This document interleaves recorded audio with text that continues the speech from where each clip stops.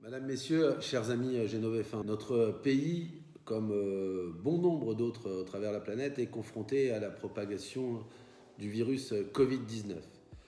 Lundi dernier, le président de la République a appelé à la responsabilité collective des unes et des autres en nous demandant de limiter au strict nécessaire nos déplacements de façon à limiter la propagation du virus.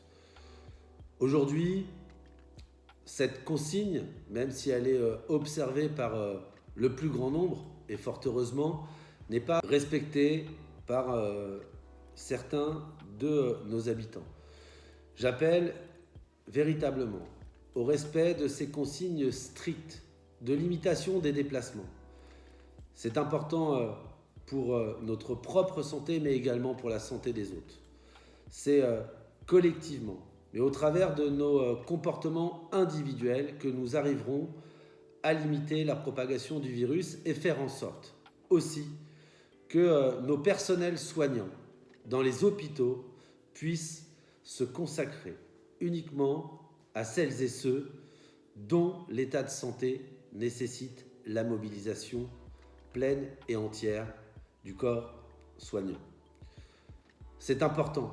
Je vous demande une nouvelle fois de respecter ces dispositions. Du côté de la ville, depuis lundi, nous avons respecté ces règles de confinement pour la très grande majorité de nos personnels.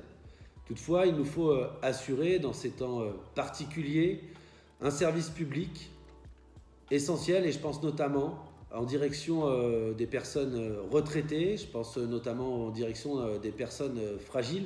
C'est la raison pour laquelle nous avons maintenu les services de soins à domicile, que nous avons maintenu et développé les services de portage à domicile pour les personnels retraités et les personnels fragiles.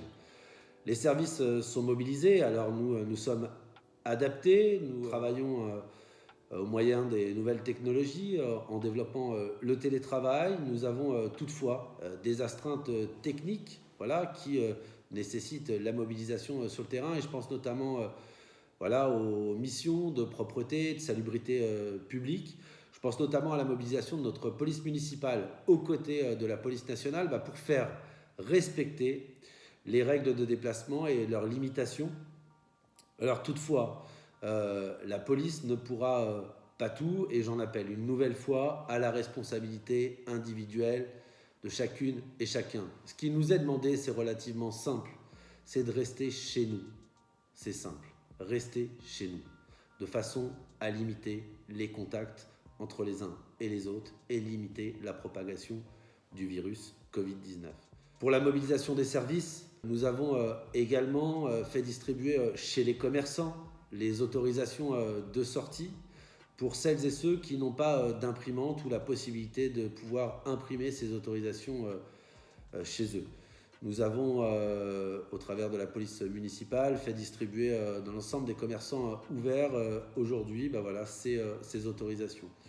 Nous avons aussi, et je remercie le personnel qui est confiné chez lui, nous avons souhaité pouvoir avoir une attention et appeler nos personnes retraitées pour nous assurer que tout va bien pour elles et leur dire la disponibilité de la ville si toutefois il y avait des besoins spécifiques. Nous avons aussi pris l'initiative de nous rapprocher des commerçants, des indépendants qui ont été contraints de fermer leur commerce et de cesser leur activité, de façon à voir si la ville pouvait leur être utile dans les démarches qu'ils ont à accomplir en direction notamment de tous les organismes aujourd'hui. Je pense notamment à tout ce qui concerne leurs salariés qui aujourd'hui se retrouvent sans activité.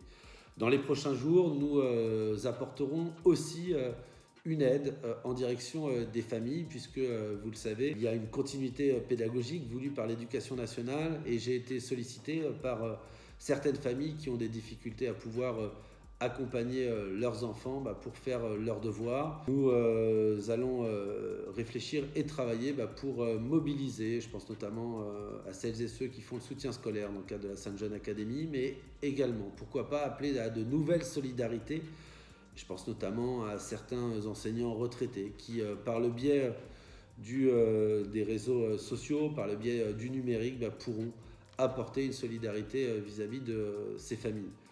Cette situation, elle doit appeler de nouvelles solidarités. Je vous invite à nous contacter si vous avez connaissance de situations particulières pour lesquelles les services publics, pour lesquelles la ville pourrait apporter une contribution.